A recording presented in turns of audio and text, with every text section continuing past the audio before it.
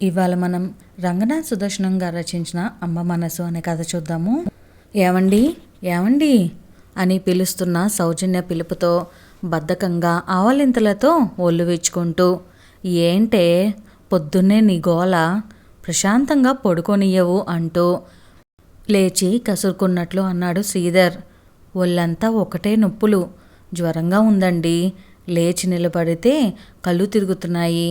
అమ్మా అమ్మా అంటూ మూలుగుతూ చెప్పింది సౌజన్య.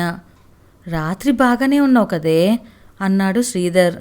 అవునండి, మధ్యరాత్రి నుండి కాస్త అనీజీగానే ఉంది. పడుకుంటే అదే తగ్గిపోతుందిలే అనుకొని అలాగే పడుకున్నానండి. కానీ పొద్దున్నే ఇలా అవుతుందనుకోలేదండి అంది బాధగా. సరే లేచి కాస్త ఓపిక తెచ్చుకొని రెడీ అవ్వు, పిల్లల్ని కూడా లేపు. ఈలోగా నేను బయటికి వెళ్ళి టిఫిన్ తెస్తాను అన్నాడు శ్రీధర్. ఓపిక తెచ్చుకొని బ్రష్ చేసుకొని వేడి వేడి కాఫీ తాగగానే ప్రాణం లేచి వచ్చినట్లయింది.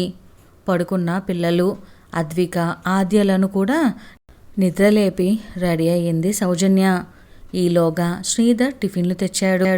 అందరూ తినేసి డోర్ లాక్ చేసి హాస్పిటల్కు బయలుదేరారు. శ్రీధర్కు అమ్మ గుర్తొచ్చింది. సౌజీ, అదే అమ్మ ఉండి ఉంటే ఇంత ఇబ్బంది ఉండేది కాదు కదూ. అమ్మ పిల్లలను చూసుకునేది. ఇలా చీటికి మాటికి పిల్లలను స్కూల్ మాన్పించాల్సిన అవసరము, ఇంటికి తాళం పెట్టాల్సిన అవసరము ఉండేది కాదు కదూ అన్నాడు బాధగా. సౌజన్య ముభావంగా ఉండిపోయింది. పిల్లలిద్దరూ నానమ్మ జ్ఞాపకాలు తలుచుకుంటూ, నానమ్మ నాకు రోజు స్కూల్కి వెళ్ళేటప్పుడు చాక్లెట్ ఇచ్చేది అని అద్విక అంటే, అవును నానమ్మ నాకు కూడా చాక్లెట్ ఇచ్చేది. నైట్ అవ్వగానే బోల్డ్ అన్ని స్టోరీస్ చెప్పేది అంది ఆద్య. ఇద్దరు అలా నానమ్మ గురించి కబుర్లు చెప్పుకుంటున్నారు.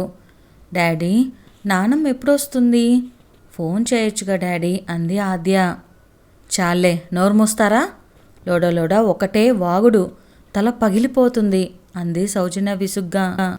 అత్తయ్యకు చిన్న బాబు ఉన్నాడు కదమ్మా, అందుకే అత్తయ్యకు ఇబ్బంది కావద్దని నానమ్మ వెళ్ళింది. త్వరలోనే వస్తుందమ్మా అన్నాడు శ్రీధర్. ఈలోగా హాస్పిటల్ రాగానే అందరూ దిగి హాస్పిటల్లోకి వెళ్ళారు. డాక్టర్ అన్ని పరీక్షలు చేసి టైఫాయిడ్ ఫీవర్ అని 15 రోజులు రెగ్యులర్గా మెడిసిన్ వాడితే తగ్గిపోతుందని, కేర్ఫుల్గా ఉండాలని ప్రిస్క్రిప్షన్ రాసి మెడిసిన్ వాడమన్నారు. అలాగే 3 డేస్కి ఒకసారి బ్లడ్ చెకప్, జనరల్ చెకప్కు హాస్పిటల్కి వచ్చి వెళ్ళాలని చెప్పాడు డాక్టర్. ఇక చేసేదేం లేక పిల్లలను సౌజన్యాన్ని చూసుకోవటానికి శ్రీధర్ ఆఫీస్కు వెళ్ళి ఒక వారం రోజులు లీవ్ పెట్టి వచ్చాడు. ఆ రోజు పిల్లలు స్కూల్ నుండి రాగానే బయటకు వెళ్ళి పిల్లలకు సౌజన్యకు అవకాడో జ్యూస్ తెచ్చాడు శ్రీధర్. అయ్ డాడీ మాకు జ్యూస్ తెచ్చాడోచ్ అంటూ పిల్లలిద్దరూ ఆనందంతో గంతులు వేశారు.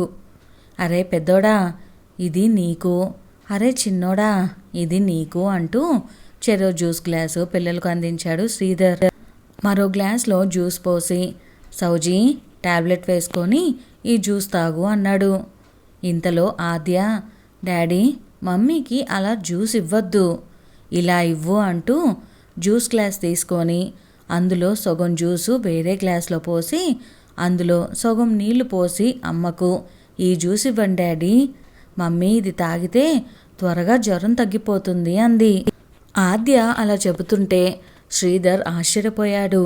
ఎందుకు నాన్న అలా చేస్తున్నావు, అలా నీళ్లు కలపద్దు అన్నాడు వారిస్తున్నట్లుగా. లేదు డాడీ, నాన్నమ్మకు నువ్వు జ్యూస్ తెచ్చిచ్చినప్పుడల్లా మమ్మీ ఇలాగే చేసేది, ఎప్పుడూ సగం నీళ్లు కలిపి ఇచ్చేది. జ్వరం వచ్చిన వాళ్ళు ఇలా నీళ్లు కలిపేస్తేనే త్వరగా తగ్గిపోతుందని మమ్మీ చెప్పింది అంది.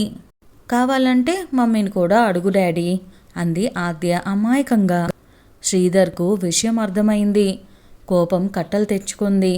కానీ పిల్లల ముందు బాగుండదని తనను తాను తమాయించుకున్నాడు. కోపంగా సౌజన్య వైపు చూశాడు.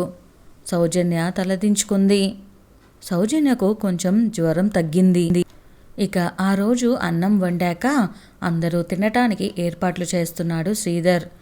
ఇంతలో బయట నుండి వచ్చిన అద్విక, డాడీ మమ్మీకి అన్నం అలా పెట్టకూడదు, నువ్వుండు అంటూ వేడిగా ఉన్న అన్నం గిన్నెలో పొద్దున మిగిలిన చెద్దన్నం పెట్టింది. డాడీ, దీనిని కొంచెం వేడి చేసి అప్పుడు ఈ అన్నం మమ్మీకి పెట్టండి అంది. ఇలా చల్లటి అన్నం వేడి చేసి అమ్మ ఎప్పుడూ నాన్నమ్మకు పెట్టేది. ఇలా చేస్తే నాన్నమ్మకు త్వరగా బలం వచ్చి జ్వరం తగ్గిపోతుందని అమ్మ చెప్పేది అంది. శ్రీధర్ కళ్ళల్లోకి నీళ్లు తిరిగాయి. నన్ను ప్రాణంలా పెంచిన అమ్మకు ఇంత అన్యాయం జరుగుతుంటే నా కళ్ళు మూసుకుపోయాయా? అయ్యో అమ్మా, ఇంత పని జరిగింది అంటూ చాలా బాధపడ్డాడు. ఇంత జరుగుతున్నా ఏనాడు అమ్మ ఒక్క మాట కూడా సౌజన్య గురించి చెడుగా చెప్పలేదు. ఎప్పుడూ తన ముఖం పైన చిరునవ్వు కూడా చెదరనివ్వలేదు. పైగా తన కోడలు తనను బాగా చూసుకుంటుందని అందరికీ గొప్పగా చెప్పుకునేది అమ్మ. అమ్మ రూపం కళ్ళ ముందు కదిలింది. తనలో తాను బాధగా అమ్మా అమ్మా నన్ను క్షమించు అంటూ వేదన చెందాడు శ్రీధర్. సౌజన్యకు పూర్తిగా జ్వరం తగ్గిపోయింది. పిల్లలిద్దరూ స్కూల్కి వెళ్ళారు. శ్రీధర్ సౌజన్య దగ్గరకు వెళ్ళాడు. ఏం సౌజన్య, దేవత లాంటి నా తల్లికి నువ్విచ్చిన గౌరవము ఇదేనా? నువ్వింత దుర్మార్గురాలివైనా అమ్మ నీ గురించి ఏనాడు పల్లెత్తి మాట అనలేదు తెలుసా? అసలు ఇలా ప్రవర్తించటానికి నీకు మనసెలా ఒప్పుకుంది అంటూ చెంప చెల్లుమనిపించాడు. నీకు తెలుసా, అమ్మ నాకెప్పుడూ వేడి వేడి అన్నం కూరలు పెట్టి తాను చద్దన్నం చద్దికూరలు తినేది. నాన్న చిన్నప్పుడే పోయినా నాకే కష్టం తెలియకుండా గారాబంగా పెంచి ప్రయోజకుణ్ణి చేసింది. నువ్వింత చేసినా ఈ విషయం నాకు తెలిస్తే బహుశా మన మధ్య గొడవలు వస్తాయని ఏమీ చెప్పకుండా దాచిపెట్టి ఉంటుందమ్మా. సిగ్గనిపించటం లేదా? నువ్వు చేసిన ఈ పని వల్ల అభంశుభం తెలియని ఆ పసి మనసుల్లో కూడా విషబీజాలు నాటావు కదే దుర్మార్గురాలా అన్నాడు శ్రీధర్. రేపు వాళ్ళు పెద్దయ్యాక వాళ్ళ అత్తగారిని నన్ను కూడా అలాగే చూసే గొప్ప సంస్కారాన్ని వాళ్లకు నేర్పించావు. ఏం పాపం చేశానే నేను? నీలాంటిది నాకు భార్యగా లభించింది. చిచి, నా మీద నాకే కోపం వస్తుంది. నీ ముఖం చూడాలంటేనే అసహ్యంగా ఉంది అన్నాడు శ్రీధర్. సౌజన్య పశ్చాత్తాపంతో తలదించుకొని రోదిస్తుంది. ఏడుస్తూ నన్ను క్షమించండి అంటూ శ్రీధర్ పాదాలపై వాలిపోయింది. కన్న తల్లిలాగా ఆదరించిన అత్తమ్మను చాలా బాధ పెట్టానండి. ఇదంతా మా అమ్మ వల్ల జరిగిందండి. నా బుద్ధి కూడా గడ్డి తిన్నది. నన్ను క్షమించండి, క్షమించండి ప్లీజ్ అంటూ పాదాలను గట్టిగా పట్టుకొని వెక్కి వెక్కి ఏడ్చింది సౌజన్య పశ్చాత్తాపంతో. అప్పుడే గుమ్మంలో అడుగుపెట్టిన తల్లిని చూసి, అమ్మా నువ్వా? మాట మాత్రమైనా చెప్పకుండా వచ్చావేంటే అంటూ ఆశ్చర్యంగా అడిగాడు శ్రీధర్. ఏం లేదురా, నిన్న పక్కింటి రాణిపిన్ని ఫోన్ చేసిందిరా. కోడలకు ఆరోగ్యం బాగలేదని చెప్పింది. కాలు నిలవలేదురా, అందుకే ఉన్న పలానా బయలుదేరొచ్చాను అంది అమ్మ. అత్తమ్మ నన్ను క్షమించండి, నేనెంత మూర్ఖంగా ప్రవర్తించినా నాకు జ్వరం అని తెలియగానే వచ్చారు అంటూ గట్టిగా వాటేసుకొని ఏడ్చింది సౌజన్య. పిచ్చి పిల్ల, మీరంతా ఎవరే? మీకోసం కాకుంటే ఎవరి కోసం వస్తానే అంది అమ్మ. అత్తమ్మ, నేను మీకు చాలా అన్యాయం చేశాను. నన్ను ఆ దేవుడు కూడా క్షమించాడు. నన్ను మన్నించండి అత్తమ్మ అంటూ పాదాలకు నమస్కరించింది సౌజన్య. అంతా విన్నానమ్మా, ఇప్పటికైనా అర్థం చేసుకున్నావు, అది చాలు. పశ్చాత్తాపానికి మించిన శిక్ష లేదు అంది అమ్మ. లేదమ్మా, అది ఇంట్లో ఉండటానికి వీల్లేదు. దాని ముఖం చూస్తే పాపం తగులుతుంది అన్నాడు కోపంగా శ్రీధర్. వద్దు నాన్న, అలా అనద్దు. చిన్న పిల్లరా, తెలియక చేసిందిలే. అమ్మ చెప్తుందిగా, ఇక వదిలే. మళ్ళీ విషయాన్ని మాట్లాడావో నా మీద ఒట్టే అంది అమ్మ. అత్తమ్మ, మీ మంచి మనసు తెలుసుకోలేకపోయాను. నన్ను క్షమించండి అత్తమ్మ అంటూ గట్టిగా చుట్టేసుకొని బోరుమని ఏడ్చింది సౌజన్య. చాలెమ్మా, పిల్లలొచ్చే వేలైంది. ఇదంతా వాళ్లకు తెలియకూడదు. పద, పిల్లలకు వేడివేడి పకోటీ చేద్దాం అంటూ ఇంట్లోకి దారి తీసిందమ్మా.